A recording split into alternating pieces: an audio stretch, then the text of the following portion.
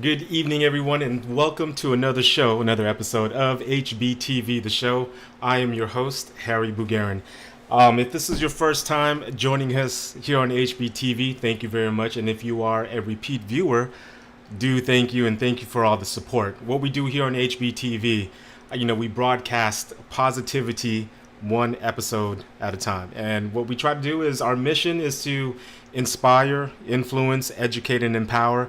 And I invite, guests in the local community across the nation, above and below the borders and globally also, and just share their message, share their positive message, share their positive, all the things that they're doing, their projects, and whatever, their passion and all that good stuff. So just sharing that and helping them broadcast their message. And tonight's guest is no different. All right. So tonight is a very special guest to me as well, because one, she's just totally awesome. She's from the East Coast, right? And number two, it is my ate Ellen, Ellen Dumlao, and she's one of the lead vocalists for Rhapsody, the band out there in Long Island. She's going to tell us all about that and her journey. But I haven't seen Auntie Ellen, since I was a kid. So, through this platform, through doing the show with HBTV, I've had the opportunity to meet people I wouldn't have met, pre-pandemic, right? So, perfect strangers. And also reconnecting with family, and friends, but just like tonight, reconnecting with my Auntie Ellen out there. So without further ado, help me welcome my guest. And if you haven't already, really quick, please like, subscribe, share, and hit that little bell for any time HBTV is live, or if there's any new content. It's just going to help out the channel. And you guys are going to help that out with, helping me spread the word out and spreading positive vibes one episode at a time. So again, help me welcome my next guest, my Auntie Ellen Dumlao.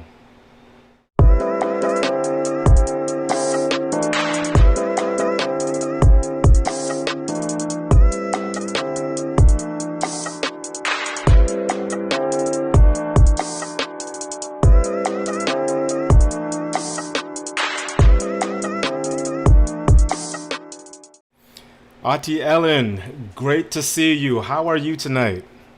I'm doing great, Harry. Thank you for having me. It's a pleasure, man. How is it on the East Coast? I know it's a little bit late. It's 6 p.m. here on the West Coast in LA, and I understand you guys, or you're over there in Long Island. What time is it out there? About 9 p.m. 9 p.m. Okay. Rainy, kind of cold. Oh, okay. Well, I'm glad you're indoors, and I hope you had a great day as well. But thank you so much. Thank you so much for joining me tonight on the show on HBTV. The show. It's great to see you, and great to finally see you. Like I was just telling in the introduction, it's been a very, very long time. I believe the last time we did see each other was at Q Marshall's wedding. And remind me, what year was that? Oh my gosh. You put me on the spot. I mean, had to be 90s. I was in college then, though. I was still, okay. Oh gosh, I want to say 80. 89. He's 89? No, I'm asking you, is it 87. Maybe 87. Okay, yeah. Okay. Like 87, that's the last time I seen you. And a lot of, last time, a lot of our cousins who hopefully are on. I know we got Uncle Mark on. Uncle Mark Daska, thank you for tuning in.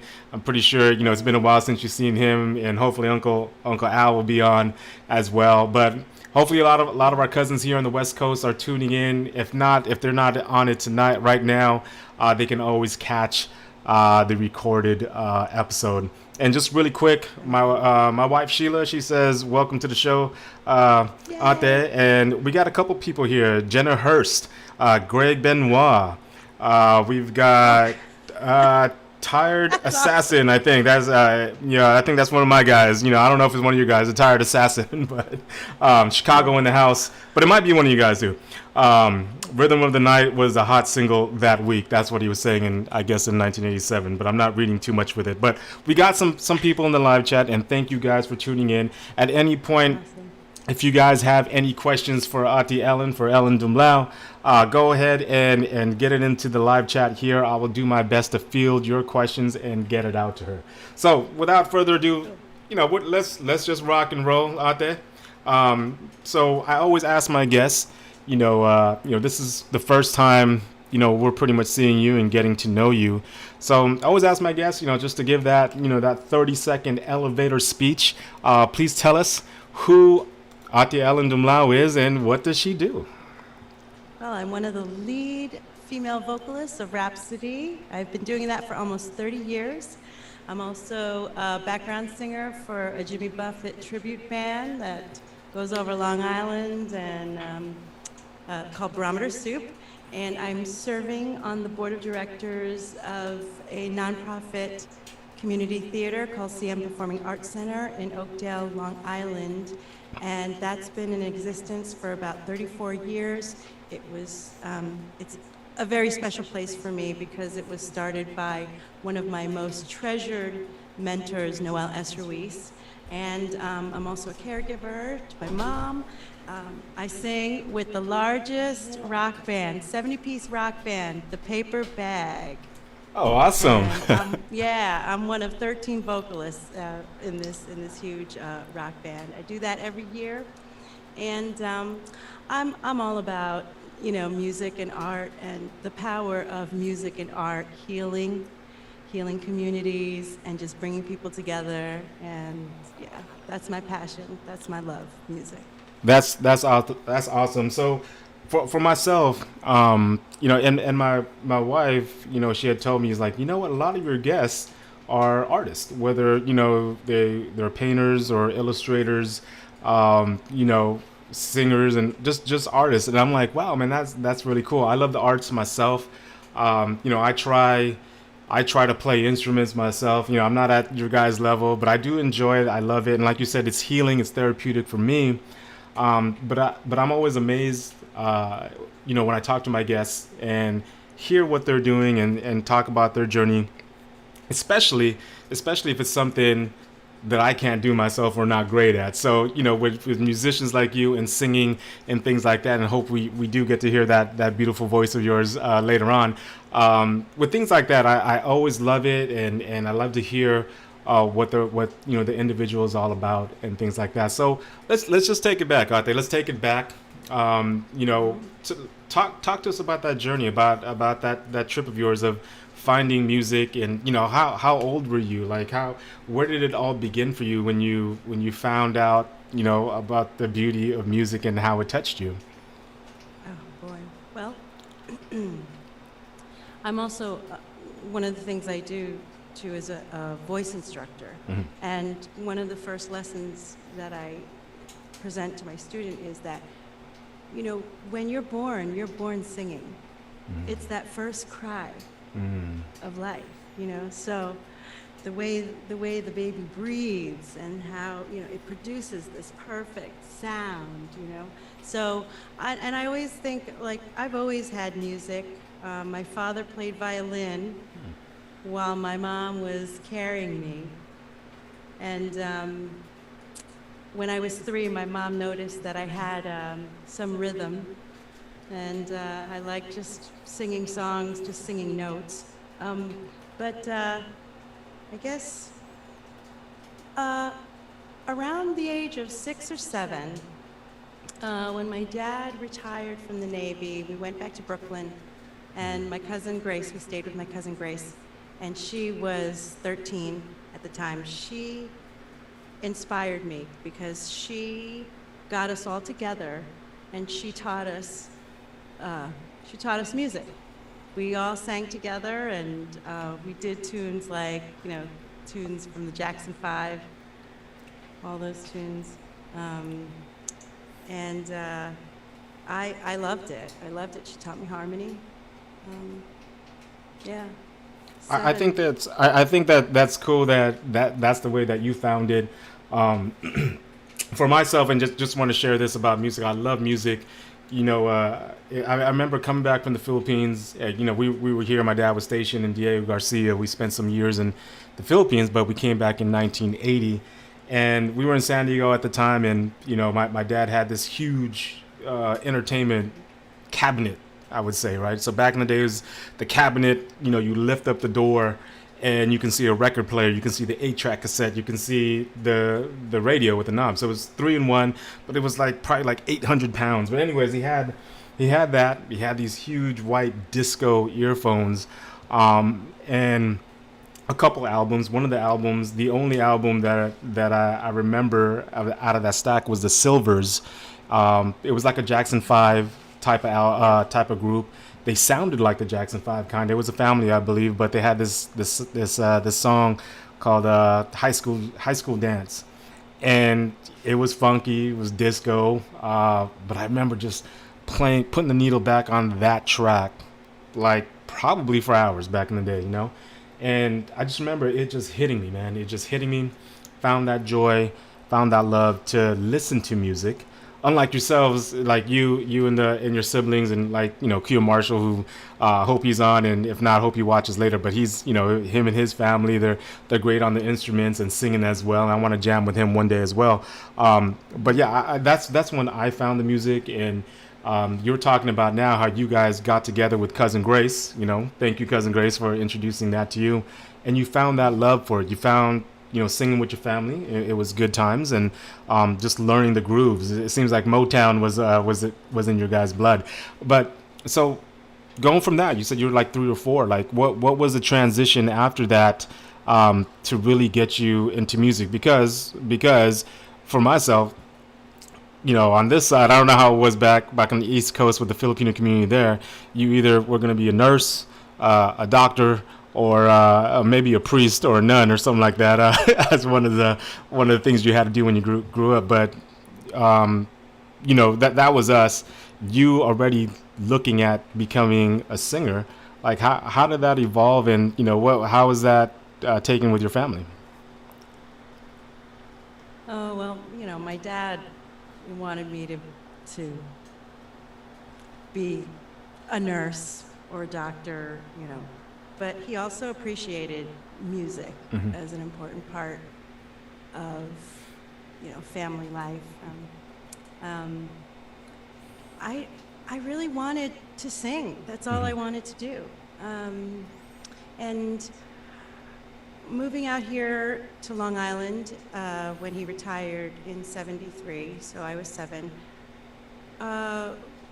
My cousin and Bernard, my siblings, Bernard and Jean, we spent a lot of weekends together, so we formed this band. So we had this family band till I was about 13.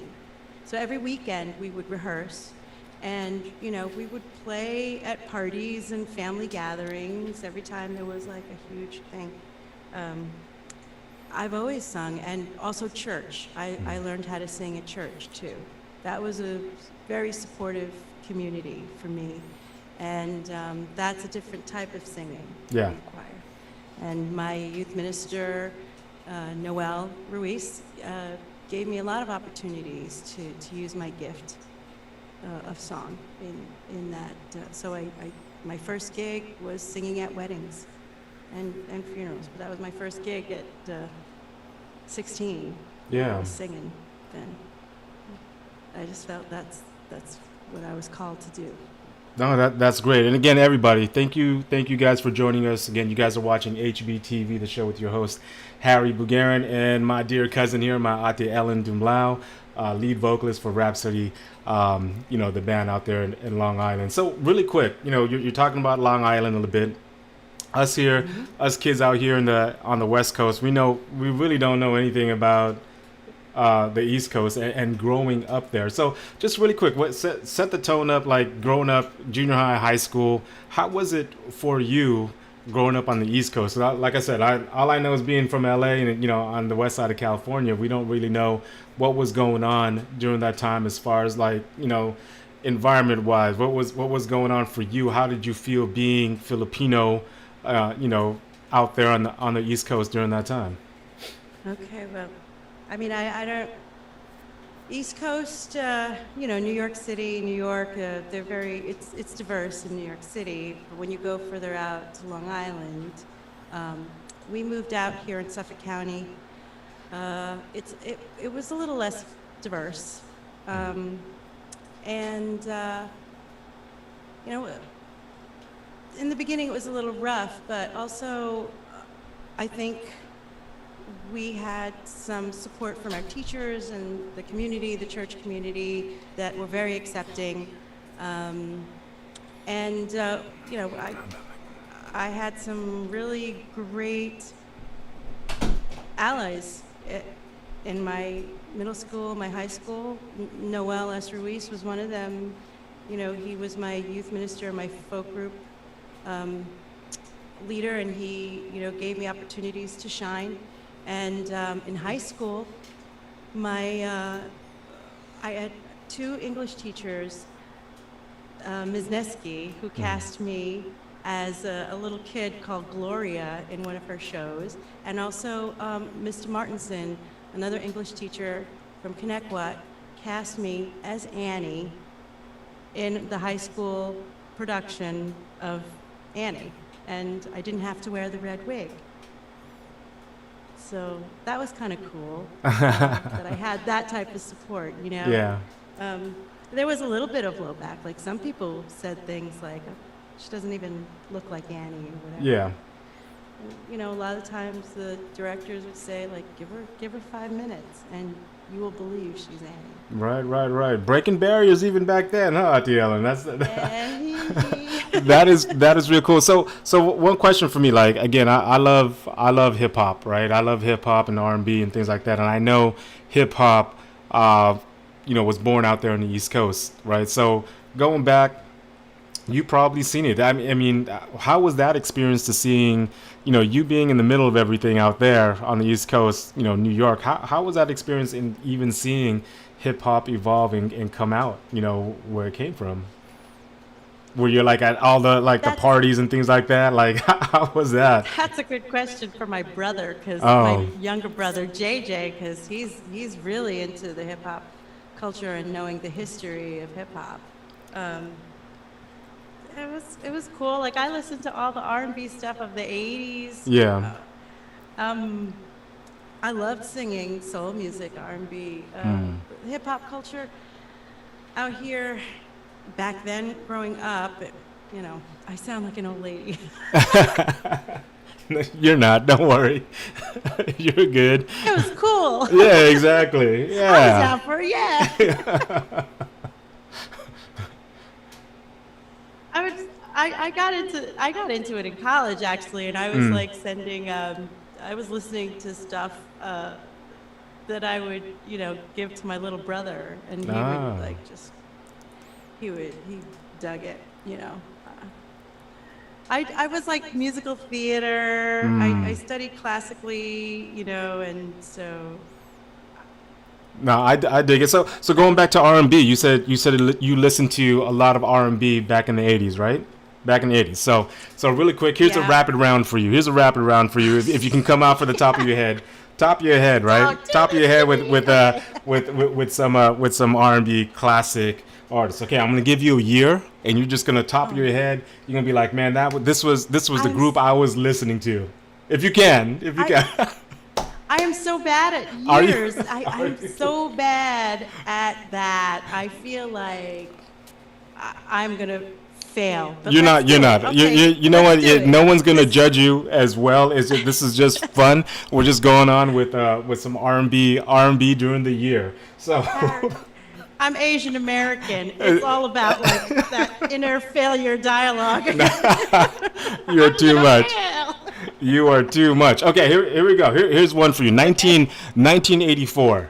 Who were you listening to? Who do you believe in and remember was going off at the top of your head? Was the 1984. Okay, so R&B, 1984. I'm bad at that because that's the year I graduated high school. Oh, okay. And all I hear are like the white 80s band. Oh, well, guys. give it. What you got? Hall Notes? Like, Yeah. Like, Sarah Smiles is fine with me. It's hey, we all listen to some Hall Notes. Yeah, Man Eater. Hey, anybody on this chat saying that they didn't listen to Hall Notes with Sarah Smiles and Man Eater, they are lying to you. So 84, and we get it. Hall Notes. Any other bands you remember other than Spandau Ballet? You know. Oh, Spandau Ballet. Yeah, that was I love 86 probably. That was them. probably 86. That was 86 or 85, Oh my 86. gosh. See, I told you I wasn't good at this. No, okay. So going with All that, you blurred. listen to that. Were those guys or those bands and some of that music, some of the influences that caused you to go in that direction of what you sing now? Um, Like, who would be your top influences that helped mold you into your singing now? You said you just talked a little bit about classical stuff, but as far as like the R&Bs and things like that, any other bands or performers help you out with that with molding who you are well, now? I've always listened to like Aretha Franklin, Gladys Knight and the Pips, Dionne Warwick. Oh gosh. And then, Phyllis Hyman. I listened to a lot of gospel music too at that time in the 80s and 90s. Um, I really, this is like the jazz part of me, I guess. Okay. Ella Fitzgerald I listened to early on. I loved the whole scatting thing. And the classical training came from my dad because he thought if I'm going to pursue music, then if I'm going to sing, I better learn how to do it correctly. So That's awesome. And really quick with that, is that as far as the classical training, is that something you went to college for and got your degree in music? And where did you go for that? I spent my first 2 years of my undergrad at the Boston Conservatory of Music, and then so that was the traditional training. I had a really cool voice teacher, Maestro Signorelli, in my high school days. He was a lyrical tenor from the Chicago Opera, retired, but he gave me some decent foundation to go into the Boston Conservatory. And then right around the corner from the conservatory was Berklee College of Music, which is more jazz and contemporary. And I would hear what was going on over there, so I ended up, transferring. So Oh, wow. I got my degree from Berkeley. But Harry, fast forward 20 years later, Boston Conservatory and Berklee College of Music decided to merge. To merge. Wow. So they call me the pioneer because I went to both schools. Oh, that's awesome. Making me feel even more ancient every time I go to their alumni events.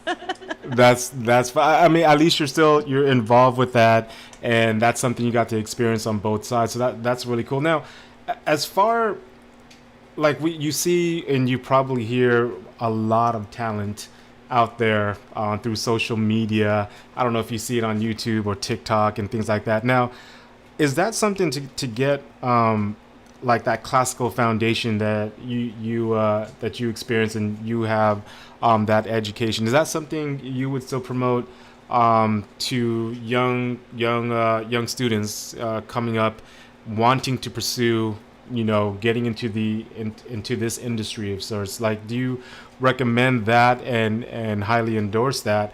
Only reason why I'm asking because now, like, there's different platforms. People get picked up. A lot of you hear about like some of these YouTubers getting picked up and possibly having a successful career. But I mean, I know that's probably like 1 or 2% that can do that. So what is your take and what is your idea with it? Do you still follow this paradigm to learn the foundations and classical music and such? Well, good singing, healthy singing is good technique is good technique, whether you learn it from singing classical music or singing, musical theater or other songs. I would teach traditionally in the beginning to a student that is sort of like a teenager. Sometimes they find their passion in learning how to sing that way, in a classical, the tone and the strength of that. And sometimes they'll find their passion singing a different way. I like teaching the foundation because it's longevity. You sing. I've been singing for 30 years, and I've been singing all kinds of styles of music. And I know that I'm able to do that because of my traditional training on how to breathe properly, relaxing certain places, and having the stress of the singing somewhere else, from singing from your diaphragm and stuff like that, creating those sounds. But I'm also discovering later in life that singing is really about like coloring with your voice. Like, not everything has to be like, whoa, everything, you can really make different sounds with your voice, and it's just like coloring. So That's interesting that you talk about the exercises and the techniques that you have. I've always heard about the diaphragm thing, and I've tried it for about 47 years and never can figure that out. It's always coming from here, not from here when I try to sing, especially in the shower and stuff like that. But thank you guys for tuning in. Again, this is HBTV, the show. I am your host, Harry Bugarin, and my special guest tonight, my ate, Ellen Dumlao. We got a couple people here. We got Malika Lockhart. She's in here with the chat. We got Jenna Hurst. She's one of my barometers. Okay. We got Jenna Hurst in here. She chimed in. She says Ellen studied classical opera at the Boston Conservatory of Music. Then went on to the Berklee College of Music, which you just talked about, and she says you're a pioneer. We got a cousin out here, Augusto Diel Peña. Hello from the Philippines. So we got somebody from the Philippines, or maybe a couple people from the Philippines tuning in, and thank you all. And we have Uncle Al here, Sasson Lex. I always, whenever he comes on, I see that name. It's like, man, who is that? But it's Uncle Al Daska. So he did make it, and thank you, Uncle Al, for coming in and visiting with us here and spending some time with us with Ate Ellen. So Ate, just really quick, as far as like, let's talk a little bit about some of the projects that you've been able to work on and some of the stuff that you've done over your career. Before Rhapsody, the band, like, talk about anything that you've done, whether what some of your most fondest projects and things like that. Before Rhapsody, the band? Yeah, before Rhapsody. Well, Rhapsody, the band, I joined like a year or two after college. Oh. So, yeah, so you want to talk about projects before that? Or, maybe while you were with Rhapsody and you did some other stuff as well. So any other highlighted projects that you worked on?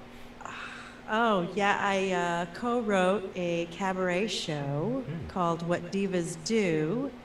It was produced and co-written by Michael Tester, who is a genius composer and poet, and just a great, he's also like one of my mentors, somebody that I hold really dear. And Maria Pancella, and the show was called What Divas Do. It was a cabaret show, and we performed in the cabaret places in the village and in the city. We did that for like a year or two. I did I had like back then we had tours. But this was a tour called Radio Days with Merritt and Moreau. They were like a singing duo. It was a small like mom and pop production company, but we went all over the East Coast performing. Nice. That was a cool gig, singing backgrounds. I did a couple of. I was always like a demo singer throughout college. People who wrote songs and they wanted a singer to sing them. They chart it out, or they'd send me like a scratch vocal and come in and I'd lay down the vocals, and a couple jingles here and there. I try and do everything because it's important in this industry to do anything you can. Well, it seems like you were involved in a couple of different projects as far as like you said, you co-wrote with that production, whether it's big or small. Like, where do you find other than singing? Do you enjoy writing those type of things? For those type of productions, do you like doing the jingles? You know what I mean, or doing those scratch demos? Is that like, where do you see yourself? Like, man, this is really cool. I love this. Or which is some? Did you like pull away from one area and concentrate more on another? Yeah, I pulled away from actually. I when I was involved with the wedding band, and that was like a consistent gig, and that was like the steady money, every season. But I also did a lot of musical theater too. That was through the 6PM Performing Arts Center. I was able to play Bloody Mary in South Pacific, and Miss Saigon, Kim in Miss Saigon. Also Tuck Tim and The King and I. But I also played parts like Tina Turner in a show called Beehive. Yeah. And that was really cool for that opportunity too, because I love Tina. Yeah, she rocks. So I did a lot of musical theater. I do miss the writing, arranging of the cabaret, because you can take two songs and mash them together, but you can also just I miss that creative part of taking songs and kind of taking them apart and then putting them back together in a different way, or changing the tempo of a song, and just being very creative. When you're involved in musical theater, you're playing a part, right? But when you're doing your own cabaret show, you play yourself, and sometimes people have the hardest time doing that, playing themselves. Yeah, and it's and one of the things, like my wife and my kids, they love theater. They love the musical theater, and some of the stuff I can watch, but some of the stuff I can't, right? Because I just don't connect very well with it. But I mean, West Side Story, Grease, Robin Hood Men in Tights, that's fine with me. It's cool. One thing that I was amazed was Hamilton. I don't know if you've had a chance to watch it. I don't know if you follow Lin-Manuel, but my wife loves it. She wants to watch In the Heights on HBO Max and things like that. But I thought Hamilton was really cool. Again, it had R&B and hip hop, which I connect with. Yep. And Yep. I just thought it was a really cool production. And just really quick, tell us a little bit about the grind, I guess, like what type of work it really takes to put something together like that. I mean, you talked about you mashing in two songs and things like that, but you're doing a whole show. Now you're writing the whole show. Like, it was that pretty challenging on your end as being like a co-writer for that, or was it like, this is straight up my alley? Yeah. Well, I co-wrote, so it was easy in that it wasn't all on me. Plus Michael Tester was so great at having us put together things so organically, and that was a magical experience, co-writing that show, What Divas Do. Because Maria and we just blended well together. We sang well together, and the show sort of wrote itself, because she was like a little Italian, and I was this buxom Filipino, and we wrote that into the act and everything. And that's cool. It was a lot of fun. So those things were easy.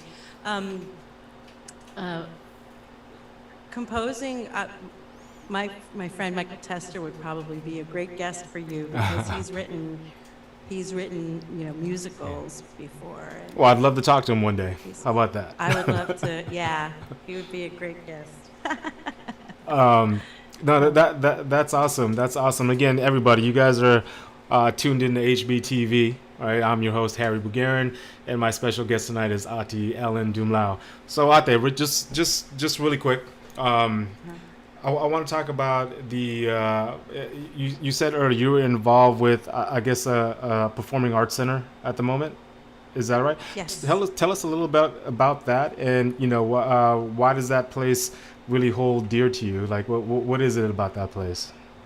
The 6PM Performing Arts Center was started 34 years ago by one of my mentors, Noel S. Ruiz. He was my youth minister, my folk group leader. He decided 34 years ago that he was going to start this troupe of actors, singers, dancers, creative artists. We started off with a very small group of people, like 14 people, 14 families, to go travel to different churches and high schools and schools to do shows like Godspell. That was a big one. We do this Easter Passion presentation called Journey, Cross, and Crucifixion that he and his partner Joseph put together. And then he ended up getting a theater, the old Oakdale Theater, which I used to watch movies there for 99 cents. Awesome. Yes, and we've been there, since. And I'm now serving on the board of directors. I used to teach the educational programs there, the voice part of it. I musical directed some of the productions there early on. And it's near and dear to me because Noel was such a very special soul, and I would love to see this place flourish. And it was a very welcoming, accepting place, and it was a very safe place for me to grow as an artist and as a person, because it was all about community. It was about families, community, all creating this production, and then we all get to see it, performed, and it was really beautiful. As far as you said, you used to, or you still kind of teach like the education there. What my hat goes off to you for teaching and training. I used to be a teacher and educator myself. Just curious, like what did you find most rewarding about teaching these students here at your place? Well, I used to teach there, so all the students are like adults now. And all the students I have are like adults, and they have families of their own. Wow. When I go to the theater and I see the children of the children that I, grew up with or, have taught voice lessons to, it's a really, you feel connected. You feel like that is a home. And for people who are immigrants, first generation born immigrants, home is important. Like you just feel, that connectedness. And Noel gave that to me. My friends, my parents coming here, they gave that to me because we've been here since 1973. No, that's great, and again, that's very important. Like I said, I used to be an educator myself. Used to coach basketball for the same amount of years, about 12, 13 years, and till this day, like you said, when you see those students, they're all grown up now. They're married. They built their lives. They got their kids and all that good stuff. When I see that as well, and it's like, wow, man, that's awesome. That's great. I used to teach your mom or dad when they were your age, type of thing. So that's really cool. That's real good. I'm glad you're still involved over there, and you guys are doing some great stuff. So again, you guys are watching HBTV, the show. Your host, Harry Bugarin, and my special guest tonight is my ate, Ellen Dumlao. We still got a couple more people here that chimed in. I believe I mentioned Jenna Hurst. We have Kristen Orsini. She chimed in. Orsini. Yeah. She had said that, Radio Days was amazing. Saw it at a Westbury music fair. So there's a Kristen who chimed in there. Kristen Gustafson, Robin Hood Men in Tights was great. I guess she liked it as well. So very cool. Yeah, that wasn't too much of a Broadway person, but again, the ones that I listed, I enjoy watching. So let's go into Rhapsody the band. You said you've been doing this 1 year out of high school. Tell us a little bit about the band and what it's meant to you, and the projects that you guys done, or like what you guys doing, and name off give a big shout out to any of your bandmates as well. Oh my gosh, I would give a big shout out to like our first leader, Tony Anzalone. It was the first gig I got after college, and I moved back home. Um, and oh gosh, Tony, Caesar, uh, Greg Warno on keys, Charlie Dioria on bass, our current members. I'm sorry, what was the question again? No, Rhapsody. Because there are only three. Are there three original members of the band that we started? Me, Charlie Dioria, and Greg Warnokowski. Okay. And Tony Anzalone, the leader, had retired. So then we got other people to join us. On drums now is Paul Caputo. On sax is John Pereira. Keys Greg Warno. Bass Charlie Dioria. Our lead male vocalist is Will Coleman. Oh my gosh. We've been on, like, we have not been able to gig because of this COVID situation. Oh, yeah. So, like, naming these names again, Steve Brighty on guitar. Oh gosh, am I missing somebody? Oh, Heather Little, our other female vocalist. She's wonderful. Oh gosh, I would. Sometimes we'll have a trombonist. That's Joe Citrano. Yeah, it's.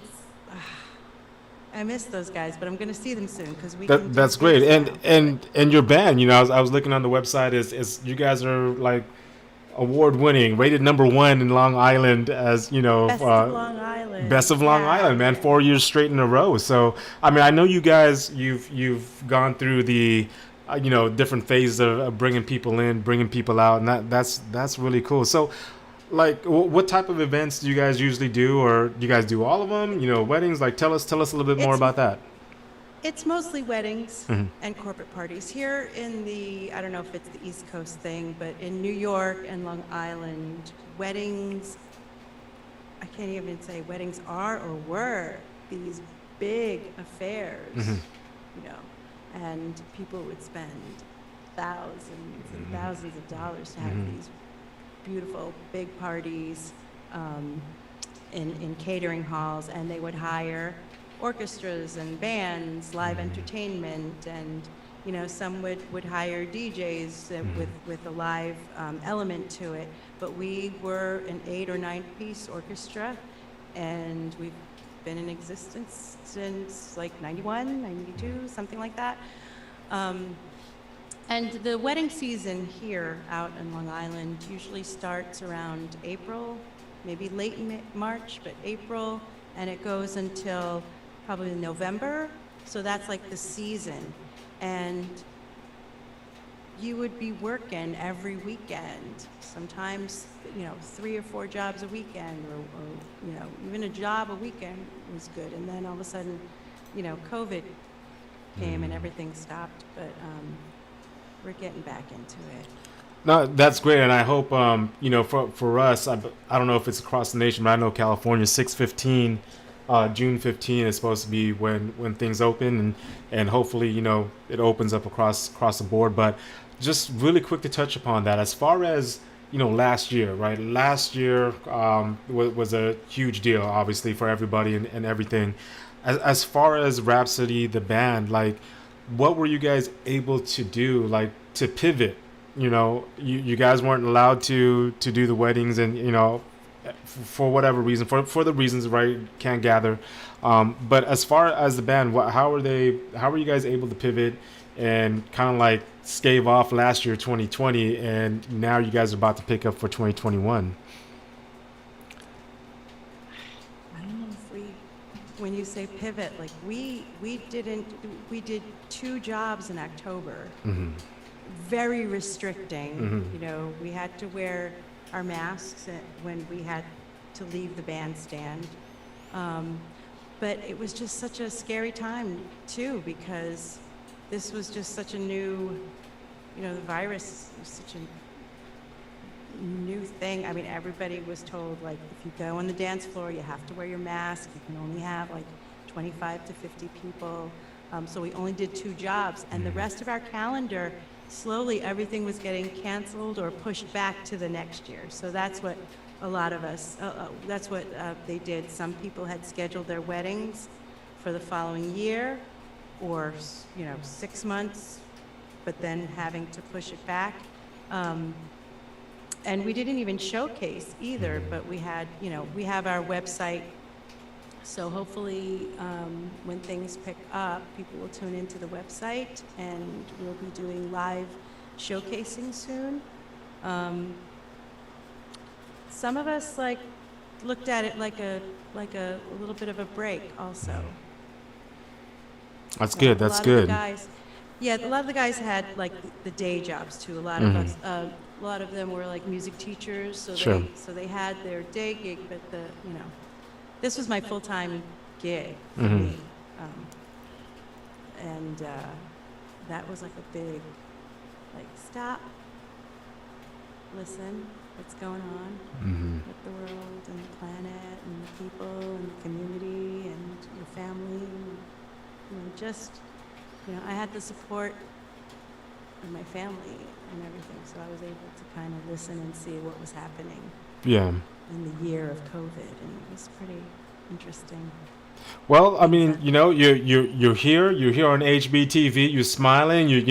We're breathing. It's all good. There's a lot of things to be thankful and blessed about. And I have no doubt when things start to open up, Rhapsody, the band, and you guys are gonna get more gigs, and it'll start to pick up. So anybody and everybody who's watching, if you guys plan to get married and happen to be in Long Island, go ahead and call Rhapsody, the band, get them out there to do your wedding for that day. So as far as the band, Rhapsody, the band, does the band do, like you said, live shows? Like, do you guys go do concerts or anything? Maybe not as the whole group, maybe 5 of you guys or 4 of you guys. Do you guys I don't know, the coffee shops? Do you guys do that scene, or do you guys do small venues to where people can watch all of you or some of you? Is that something that you guys ever thought of doing? We used to back in the day do 1 or 2 clubs. But weddings here is the money is good. Okay. So, Okay. So we were we're doing the weddings was good, and the hours are not as late as regular club gigs. And sometimes though we'll do a town will have a free summer concert for the residents or their community, and they'd hire bands to perform in an outdoor concert. Yeah. We would do those. We would do those with Rhapsody and with Barometer Soup, our Jimmy Buffett tribute band. Nice. Jimmy Buffett is pretty. That's awesome. That's awesome. Well, Ate, I mean, our time is coming up, right? I have a couple more questions for you, before I let you go. But this one right here is as far as music and what you do, tell us your passion. Why is singing? Why is music such a big thing to you? What drives you? What keeps this going for you? Being a singer and writing music and all that good stuff. Oh, wow. Because music is the universal language of love. And especially now, with all the divisions that we see, I think that is the key. Music, all of us coming together in harmony. That's why I love music. I love the way I feel when I'm singing. I feel like that's home. That's happiness to me. When I don't have those other voices in my head telling me, those voices that say the judging voices. I struggle to keep those voices at bay, but ultimately, music is the language of love, I think. I think we have a special role as musicians and artists, especially in this time. So. Awesome, nice, and really quick out there, really quick, just off the top of your head, as far as like, do you have any like messages that you can give, to someone who is looking, just like you, a young Ate Ellen Dumlao who's looking to get into music, to be a singer, to be a writer? Do you have any, pearls, words of wisdom, for them through, from your experience? Don't give up.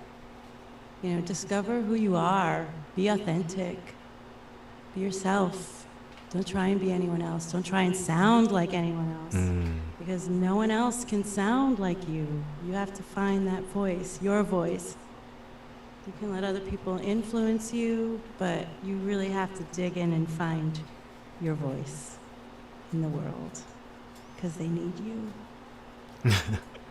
Well, thank you, Ate. And on that note, I was just wondering if you would be able to bless us with your voice, and hit us with something with the language of love of your music. If you don't mind, we would love it. I would love it.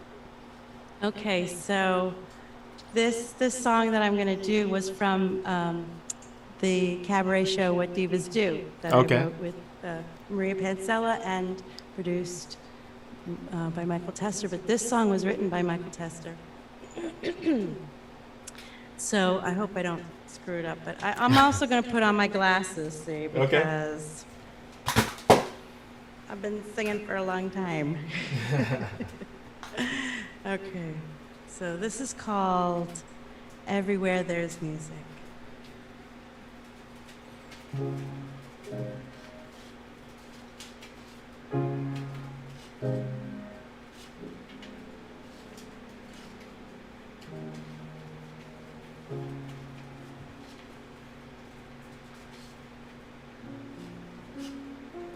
Lost within the city,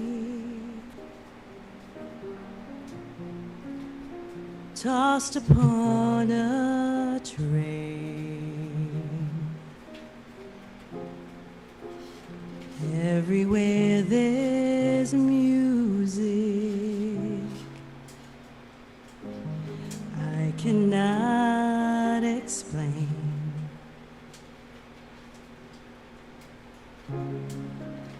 I will always love you. You will always breathe,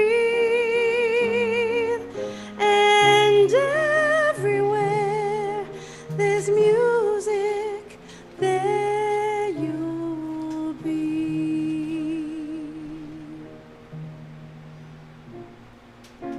Somewhere in a meadow,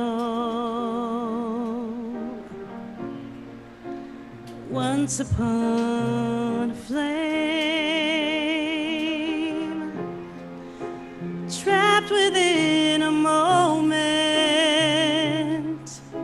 somewhere in the rain. I will always love you, that is why I sing. You will always breathe, and everywhere there's music, there you'll be. Wherever there is laughter, wherever there is rain,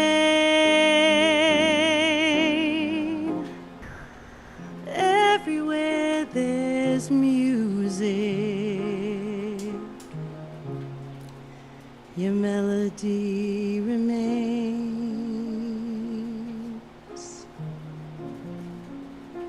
Everywhere there's children, everywhere there's spring, everywhere there's music, such is the magic you to sing, and that is why I will always love you, and that is why I sing. You will always breathe here inside and everywhere. There's music, there you'll be. Yes, everywhere there's music, there is you and me.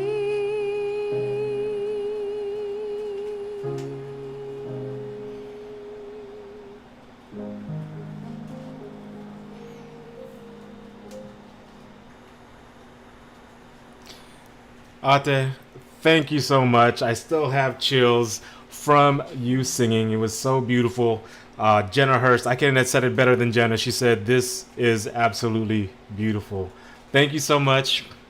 I loved it, and I'm sure everybody loved it as well. If you guys can give a virtual clap or whatever, give Ate a clap. So, and if there are any producers out there who are going to be watching this or watching this at the moment, go ahead and sign my Ate Ellen right there to write your next tune right there for whatever your show to help sing, whatever. Get her signed in. Ate, thank you so much for blessing us with that song and your voice. I do appreciate it.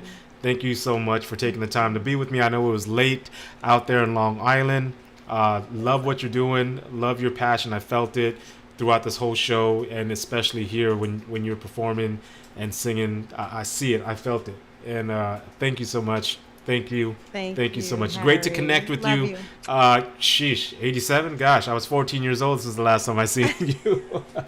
So definitely we reconnected, and thank you so much. A lot of our family was able to see this and view it and see you live perform. And thank you, and big shout out to your band members, and nothing but love and success to Rhapsody the band moving forward with our nation opening up. So thank you so much out there. I do appreciate it. I had a great time. I hope you did too, and I hope everybody watching had a great time with us as well. Love you. Yeah. Love you too. Thanks, Harry. All right, I'll see you out there. Thank you very much. Right. Thank you. So that was our special guest tonight, my Ate Ellen Dumlao, out there in Long Island, one of the lead vocalists for, Rhapsody the band. I hope you guys enjoyed it. And again, it was great to reconnect with her. I haven't seen her since I was 14 years old, 1987. So thank you guys for joining us tonight. This was very special to me as well. And I hope you guys just enjoyed it. So I have her information as far as Rhapsody the band, what they do, and how you guys can link up with that. DM me, message me, put something in the comments if you guys want to connect with Ate Ellen on anything, collab on some music, writing your next Broadway show, whatever, man. If you guys are getting married next month, you guys are going to go out there in Long Island, go ahead and connect with her. Check out Rhapsody the band. And again, you can always connect with her through me. So again, just really quick, I wanted to share one of my partners. He's doing a live gig tonight on Twitch. Wanted to share this with you guys really quick. It's his. That's not it. Let me stop sharing here. I'm kind of challenged with sharing screens here on my Zoom. Let's see if this will do it. Again, no, it's not doing it. It's showing something else. Anyways, my guy, he's going to be spinning tonight on Twitch. You can see his live link at FU_media. That's Future Unlimited _media. It's not FU, you know what I mean? But anyways, Philly Phil, check him out. He's on a list with a bunch of great DJs. He's going to be spinning 10 p.m. PST time on Twitch. All the way from Chicago, Illinois. So until next time, I do have another episode coming up this Tuesday with Loveski. She's an artist as well. Check it out. Tune in. Hit that little bell. Like and subscribe and share. for the channel. So appreciate you guys. Enjoy your guys' week. Have a blessed work week this coming week, and you guys stay safe. Until next time.